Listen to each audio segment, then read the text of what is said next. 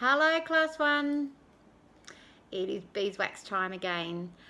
I am in a new place. Every time I do beeswax lately, I'm taking you somewhere else or recorder. You never know where you're going to be with me. So today we've got something exciting to do. You will need for today's beeswax your large green in the plastic, and you will also need some scraps of yellow. So you were given quite a few. I don't know what shape you might have, but I have these little bits. So I am going to pop these things into where they can be kept warm. But before we start, warm our hands up and put your thumb, pointer, tall man, ring man, pinky back again, and try again. Try and do it as fast as you can.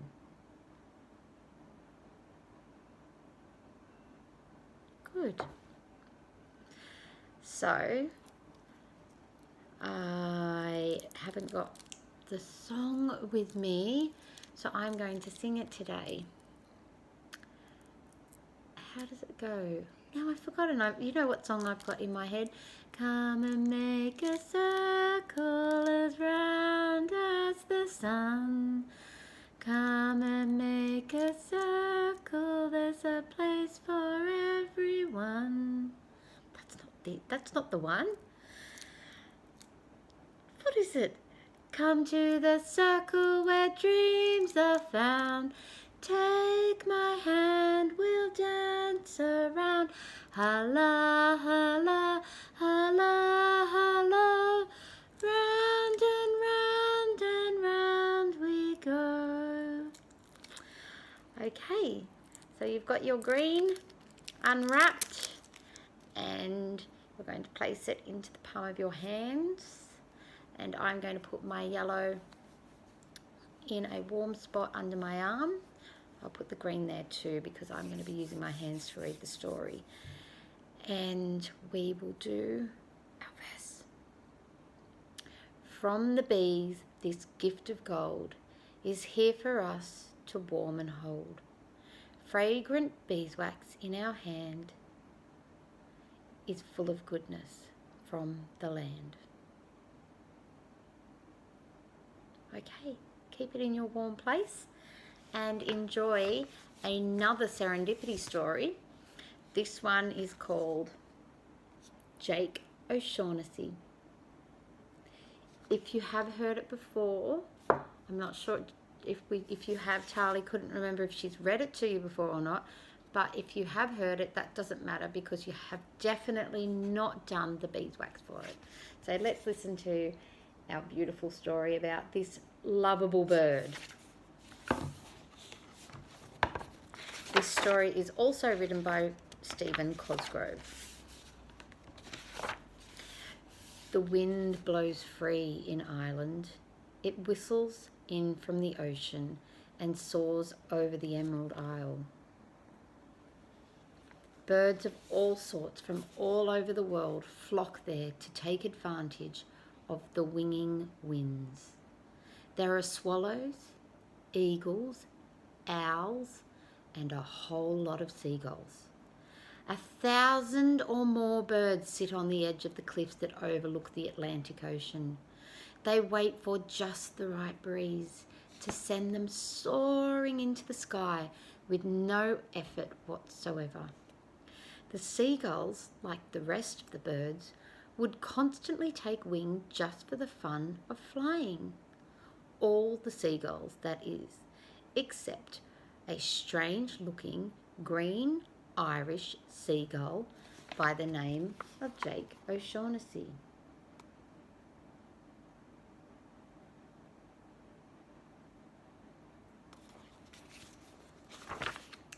Now, it wasn't that Jake didn't want to fly. Oh, how he wanted to. But he didn't believe he could fly. And because he didn't believe, he couldn't. Jake would flap his wings and try desperately to catch breeze. As he would begin to lift from the ground, flapping his wings furiously, he would think, I don't think I can fly. In fact, I can't. And with that, he would fall to the ground with a heavy crash, usually losing 8 to 10 feathers for his efforts.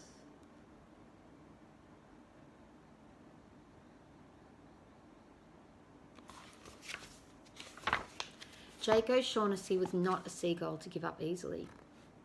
He tried every trick there was in the seagull flying manual. I'll just hold this up while I read this bit. But nothing would work. Once, out of desperation, Jake grabbed hold of the tail of a kite and soared over 100 feet into the air. Then, when the kite reached the end of its string, Jake let go. For a moment, it looked as if he might make it. He was flapping his wings magnificently, but then, as always, Jake began thinking he couldn't fly. He stopped flapping his wings. Down he fell, twisting and turning with feathers floating gently behind him into the ocean below.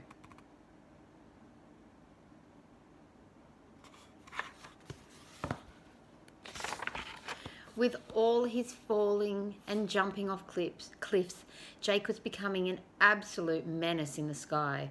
All the birds would constantly look this way and that in fear of being hit by a falling green seagull.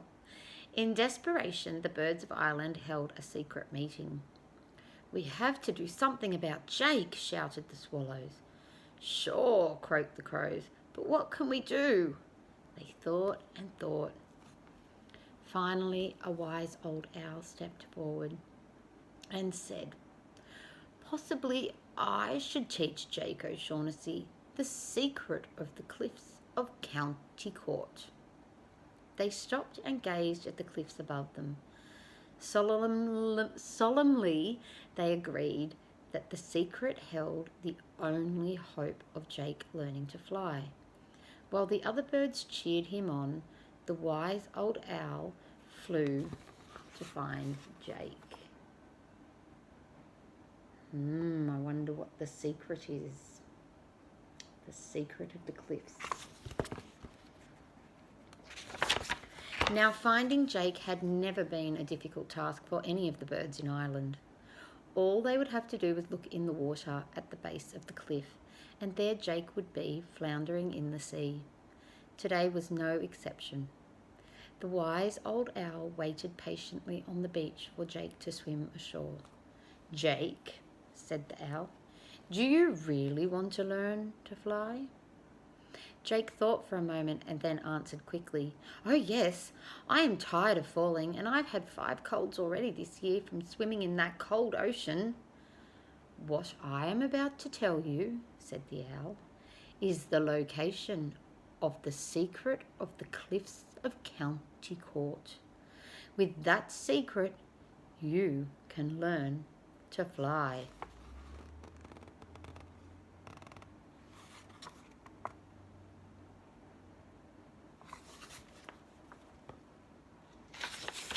The owl solemnly turned and pointed to the top of the cliff towering above them. "The secret, Jake, is there at the top.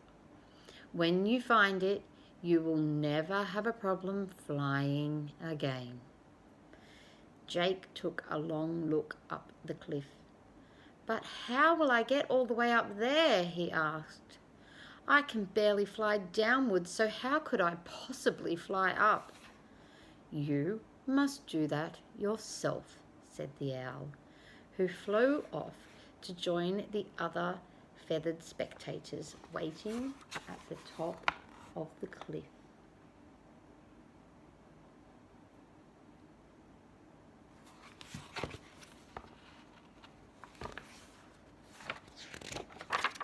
Jake took a couple of deep breaths of fresh air. He gulped once and began flapping his wings in hopes of flying to the top. His flapping came to a sudden stop when he once again thought, "Oh, I don't believe I can do it." With that, he fell back with a clunk to the beach below. "I'll never get to the top by flying because I know I can't fly, but I know how to get to the top without flying." So Jake scurried around looking for the things that would set his plan in motion.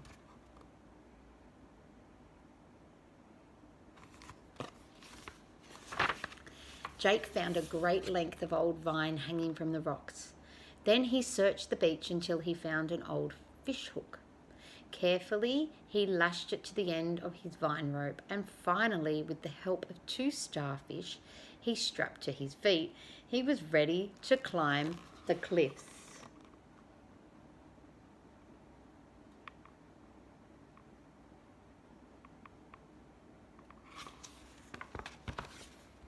He looks ready to me.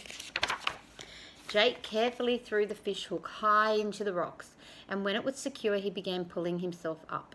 With the starfish on his feet, he had excellent traction. Step by step, he came closer to the secret of the cliffs of County Court. High above him and all around him, he could hear his cheering section urging him upward and onward. He's cheering. They're all cheering him.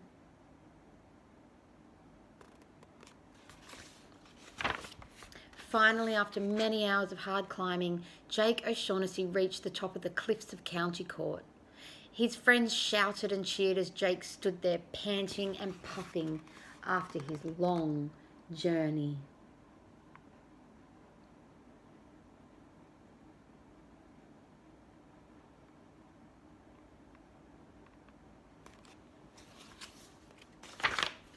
"I'm at the top," puffed Jake. "But where is the secret?" The birds shouted in unison. "It's there, written upon that rock." Jake, for the first time, noticed a large boulder right before him. Carved on the rock was this message: "If you find you're not believing in everything you do, just remember lots of trying will bring confidence to you." Jake thought, "I wonder if that could be my problem. Maybe I can fly if I have confidence in what I'm doing. That's it. I need only to believe in myself, and then I can learn to fly."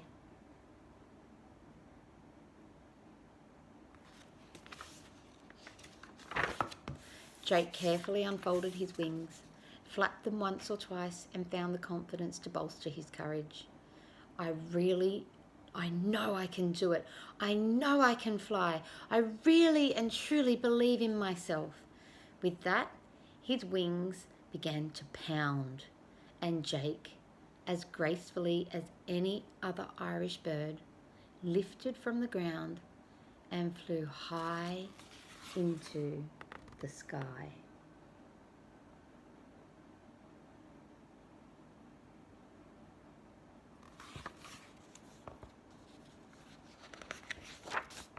Jake O'Shaughnessy was totally confident now.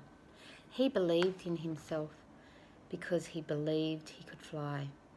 Jake was so happy. He felt that he could fly without falling for the rest of his life. So if you're deep in trouble and don't believe in what you do, just remember Jake O'Shaughnessy and confidence will come to you. This story would have ended happily, except for one small problem. What do you think the problem is?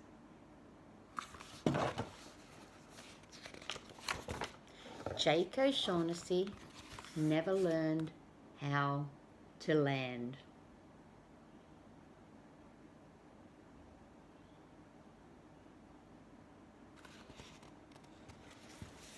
And that is our story. We are going to be creating Jake like this picture here.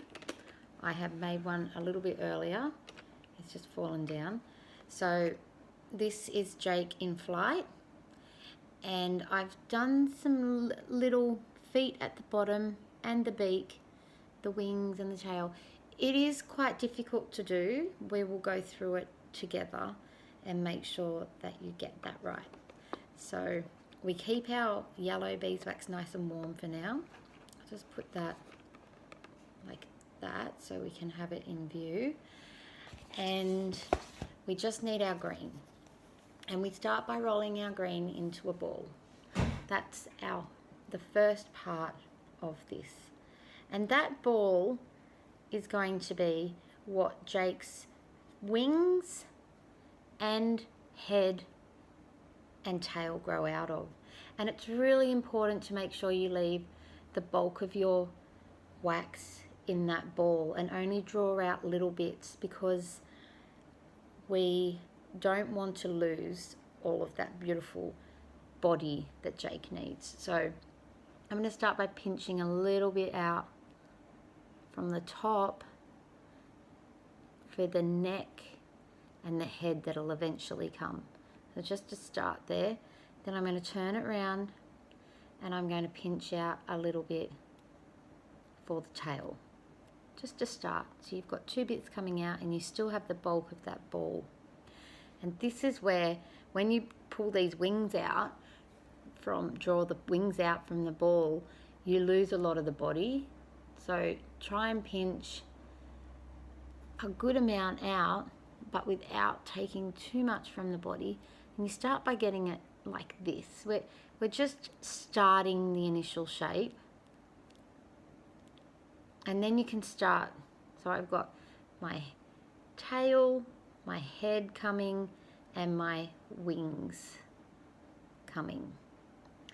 And so my head comes up, and it's kind of like, just has a little bit of a neck, and then like this. And my tail is skinny when it comes out, so bring it out like that, and then you can squeeze the end to make the feathers spread out a bit from the thinness. And the shape of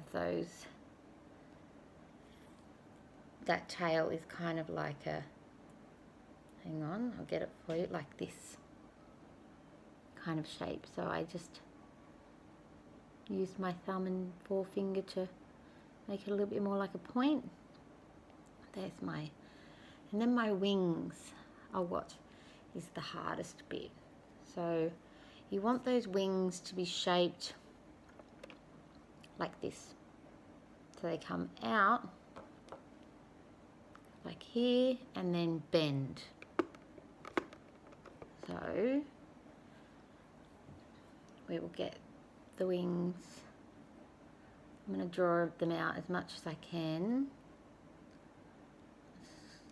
I draw them out quite wide, and then I can squeeze them together if I need. And then this bit, I'm going to pinch it a bit more, and it's quite long, and then I can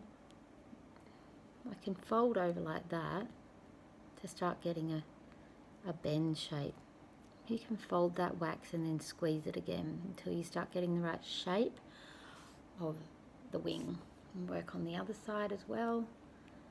Squeeze it out, not squeezing the body too much, like this. And then I'm going to fold my wax a bit, start to create a bend. You might have another way of doing this that works just as effectively as the way I'm doing it. As long as whatever way you're doing works for you, because some of you are creating the most beautiful little creations and you don't necessarily have to use the same method as I'm using. So we're starting to get the shape of the bird, wings, tail and head. And it's when we start doing the yellow bit that it becomes a little bit trickier. So what I did with the yellow, you don't need much at all actually. Got stuck in my hair. So just a little bit like this. And I had it, you don't need to shape it too much at this moment, so like this, but you need to make a bit of a split at one end where it can go shapes like that. And that is so we can wrap it around the beak of our bird, those two side bits. And then you can shape the beak afterwards. So, for example, here you see I have little Jake's head, and then I attach, put that close, I attach in like that and wrap the wax around so that it can stick on there nice and firmly. And then you can even smooth that wax right down into the green so that it's firmly and strongly on there. Don't be afraid to spread it quite wide over down the neck and around the face, and then shape the beak so that he has a bit of a bend in his beak like that. I'll show you a picture. Show you where we're getting to. You can see the bend in my one, but here, see the bend in his beak? Yeah.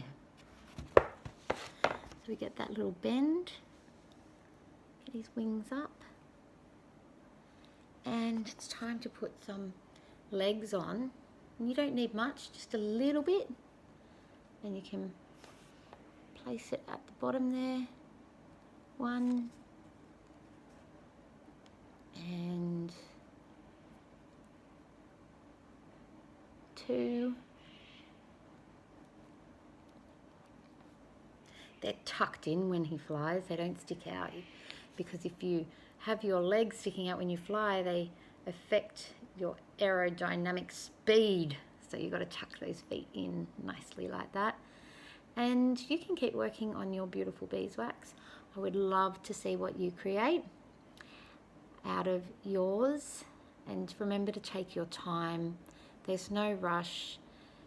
Let your mum or dad or any adult that's with you take a photo and send it to me via Edmodo or email, and I can see what you've created. I would love to. I hope you enjoyed today's story and our beautiful character Jake. Have a lovely day. Bye.